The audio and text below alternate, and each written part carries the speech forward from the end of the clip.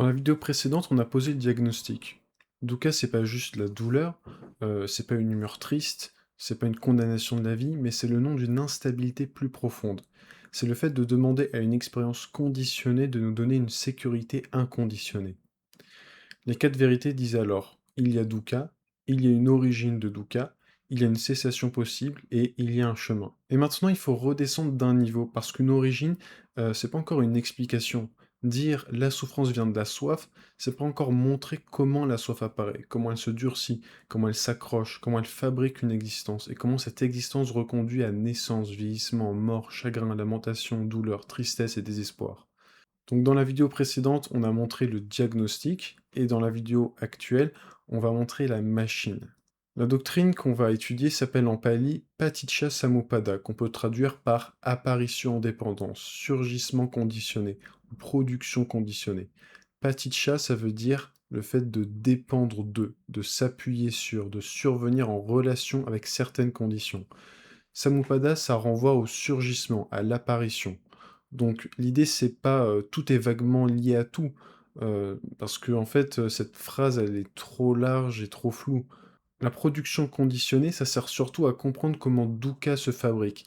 Ça explique comment une existence samsarique se reconduit à partir de l'ignorance, des formations, de la conscience, de non et forme, des six bases, du contact, de la sensation, de la soif, de l'appropriation et du devenir. Autrement dit, c'est pas un simple appareil métaphysique, mais c'est une analyse de la fabrication. La formule classique, c'est quand ceci est, cela est. Avec l'apparition de ceci, cela apparaît. Quand ceci n'est pas, cela n'est pas. Avec la cessation de ceci, cela cesse. Donc, en fait, cette formule, c'est pas tout arrive pour une raison. C'est pas non plus tout était déjà écrit. En fait, ça signifie que si un phénomène apparaît avec des conditions, alors il faut regarder les conditions. Et si certaines conditions cessent, alors ce qui dépendait d'elles peut cesser aussi. Et c'est pour ça que cette doctrine, elle est libératrice. En fait, elle retire à la souffrance son apparence de fatalité. Elle retire au moi souffrance son apparence de bloc. Elle demande quelles conditions sont réunies ici. Qu'est-ce qui alimente ça? Qu'est-ce qui pourrait cesser d'alimenter ça? La formulation la plus connue présente 12 liens. Mais c'est pas une liste abstraite qui serait déconnectée du monde concret. En fait, c'est une série de conditions. Avec l'ignorance comme condition, on a les formations. Avec les formations comme condition, on a la conscience. Avec la conscience comme condition, on a nom et forme. Avec nom et forme comme condition, on a les six bases sensorielles. Avec les six bases comme condition, on a le contact. Avec le contact comme condition, on a la sensation. Avec la sensation comme condition, on a la soif. Avec la soif comme condition, on a l'appropriation.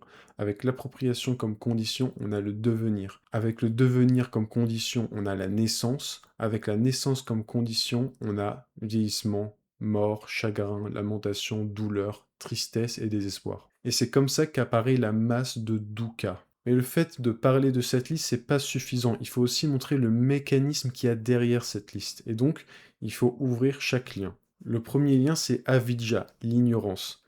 Mais attention, c'est pas seulement le fait de ne pas connaître une information, c'est pas seulement ne pas avoir lu un livre, c'est pas l'ignorance au sens scolaire.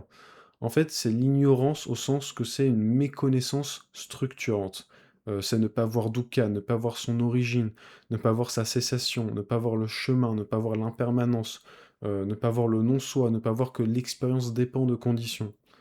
Donc, par exemple, concrètement, tu ressens une tension dans le ventre et l'ignorance, ça dit pas: «Voici une sensation conditionnée», mais elle dit: «Il y a un danger, je suis menacé, il faut que je contrôle, il faut que je gagne, il faut que ça disparaisse». La sensation peut être minuscule, mais l'ignorance la lit comme une vérité totale. Elle transforme un phénomène en verdict. Le deuxième lien, c'est Sankara, les formations. Ici, les formations, c'est des activités formatrices, corporelles, verbales, mentales.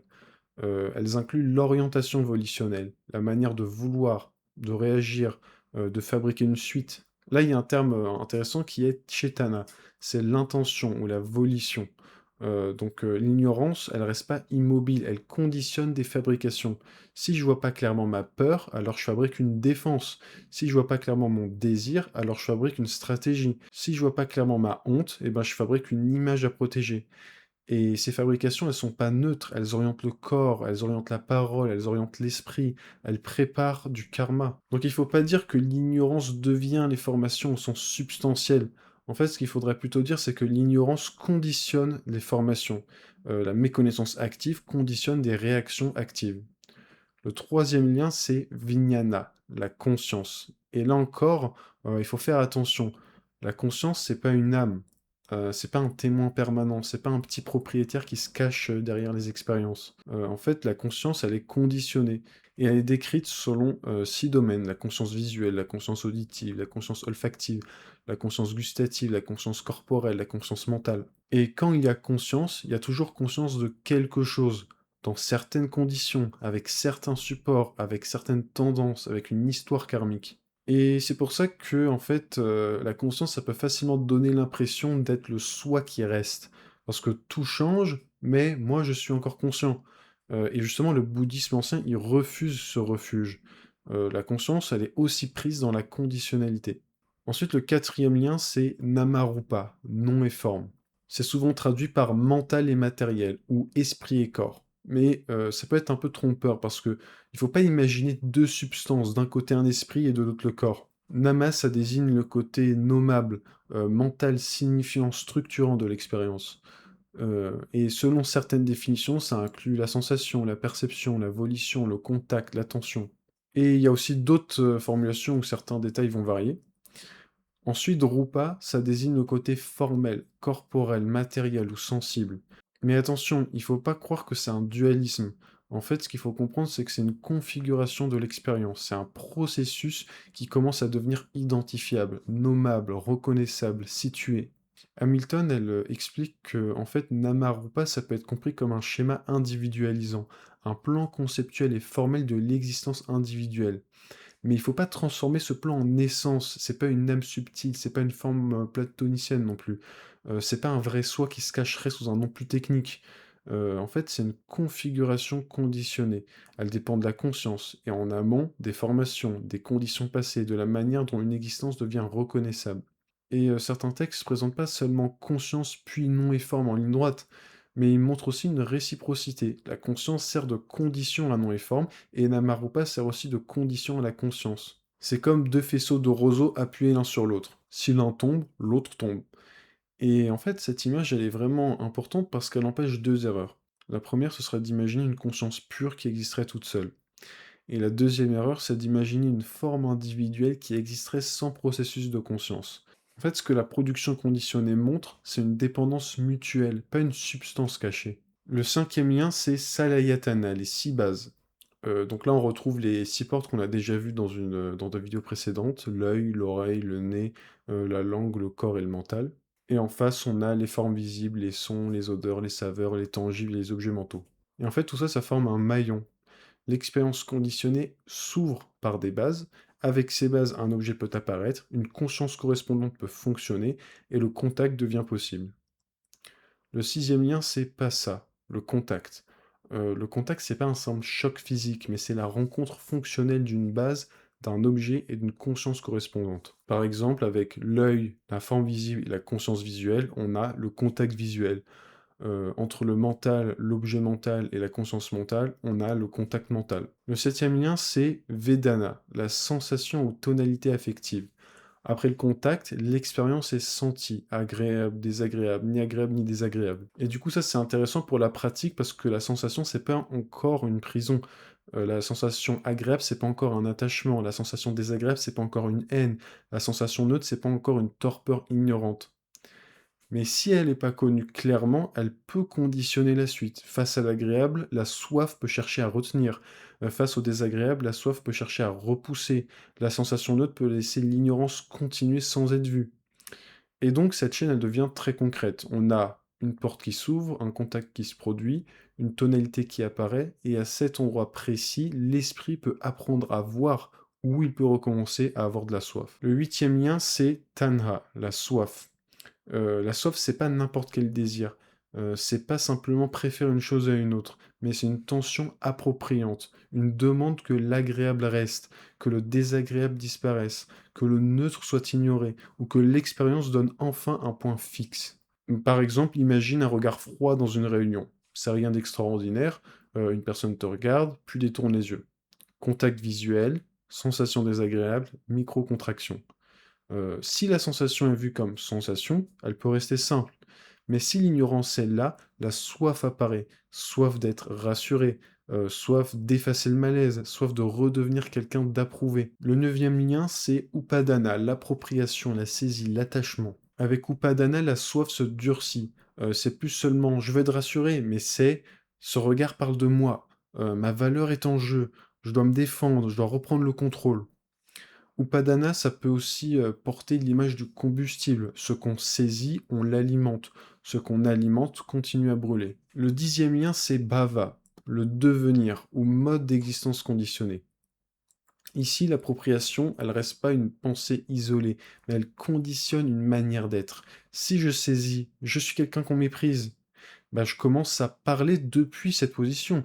Je choisis depuis cette position, je me souviens depuis cette position, je prépare mes prochaines actions depuis cette position. Le devenir, c'est une orientation de l'existence, une manière de continuer, une dynamique karmique, un mode d'habiter le monde. Et déjà, on voit pourquoi la production conditionnée peut pas être réduite à une psychologie de surface. La réaction mentale présente prépare des actions. Les actions alimentent des tendances. Les tendances soutiennent une continuité. La continuité conditionnée ouvre vers la question du karma et de la renaissance. Le onzième lien, c'est Jati, la naissance. Le douzième lien, c'est Jaramarana, vieillissement et mort, avec chagrin, lamentation, douleur, tristesse, désespoir. Et là, il faut éviter une confusion. On peut utiliser la chaîne pour comprendre un microprocessus, un contact, une sensation, une soif, une appropriation, la naissance d'une position psychologique, moi humilié, moi menacé, moi qui dois être reconnu. Cette lecture est utile. Elle montre que la chaîne, bah, elle se fait dans l'expérience immédiate. Mais elle remplace pas la portée samsarique du schéma. Dans les textes et dans les systématisations classiques, jati, ça désigne aussi, et même d'abord dans la portée samsarique, la naissance au sens fort, apparition d'une existence conditionnée, reconduite par ignorance, formation, soif, appropriation, devenir. Donc faut pas dire la production conditionnée par seulement de psychologie, parce que ce serait trop réduire la doctrine. Mais il faut pas non plus dire, elle parle seulement de cosmologie et de renaissance, parce que ce serait manquer son fonctionnement dans l'expérience présente. La meilleure formulation, c'est de dire que la chaîne reproduit la reproduction conditionnée de Dukkha à plusieurs échelles. À l'échelle d'un moment, elle montre comment une réaction se fabrique. À l'échelle d'une vie, elle montre comment des habitudes et des identités se renforcent. À l'échelle du samsara, elle montre comment ignorance, formation, soif, appropriation et devenir reconduisent naissance, vieillissement et mort.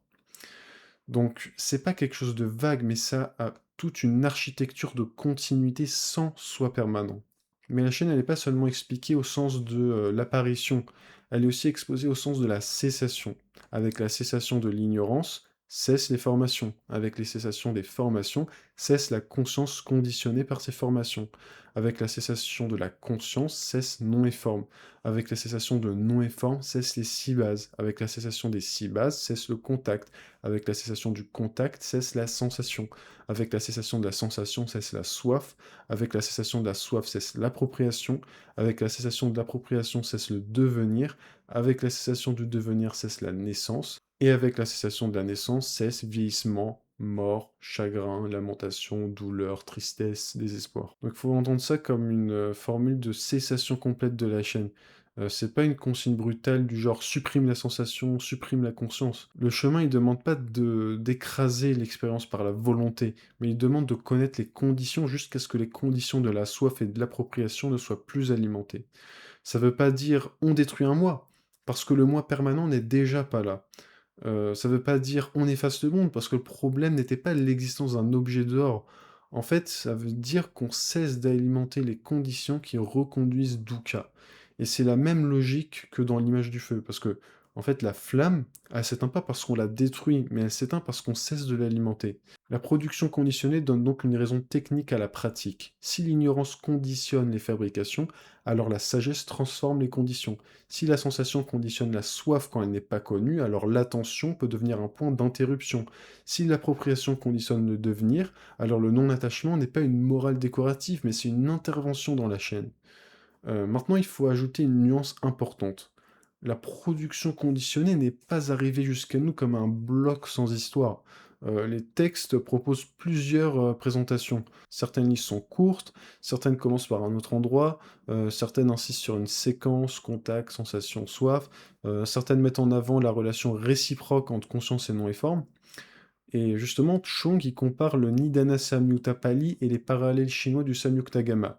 Et il montre qu'il y a un noyau commun. Il y a les 12 facteurs, leur apparition conditionnée, leur cessation conditionnée, leur fonction dans l'explication de la souffrance.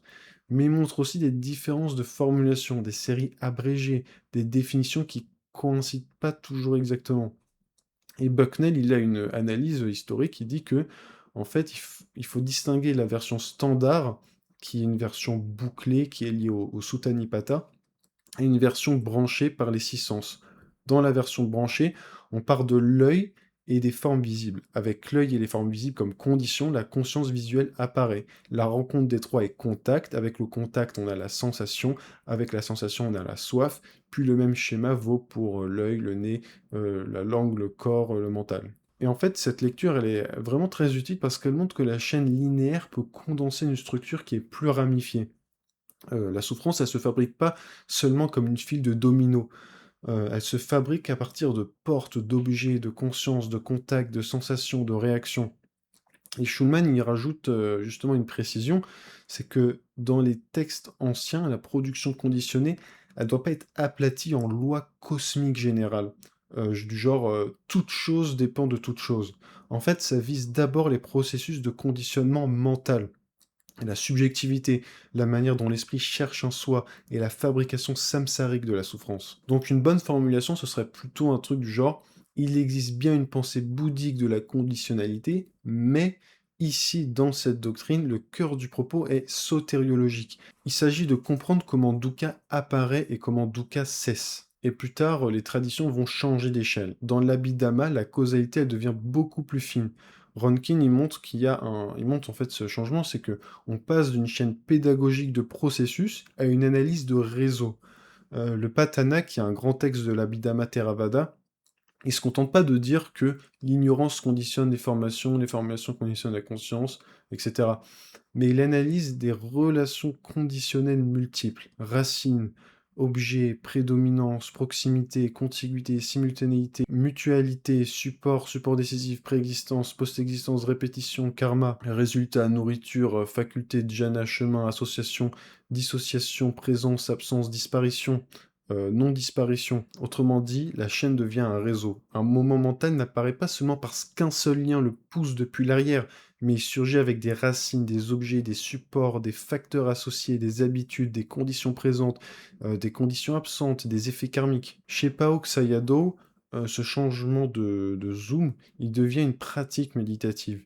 Le méditant, il ne doit pas seulement comprendre la production conditionnée avec des mots, mais il doit discerner mentalité et matérialité, puis leurs causes. Il doit voir comment les causes passées produisent des effets présents, comment des causes présentes peuvent produire des effets futurs, et comment la cessation des causes entraîne la cessation des effets. Cependant, il faut noter que Paok, c'est un maître moderne d'une tradition Theravada systématisée, donc c'est pas simplement la voix brute des premiers textes, mais il montre quelque chose d'intéressant pour la vidéo, c'est que dans cette tradition, la production conditionnée, c'est pas une idée abstraite, mais ça devient un objet de vision, quelque chose à vérifier dans la structure même de l'expérience. Et maintenant, on peut replacer la production conditionnée dans tout le système.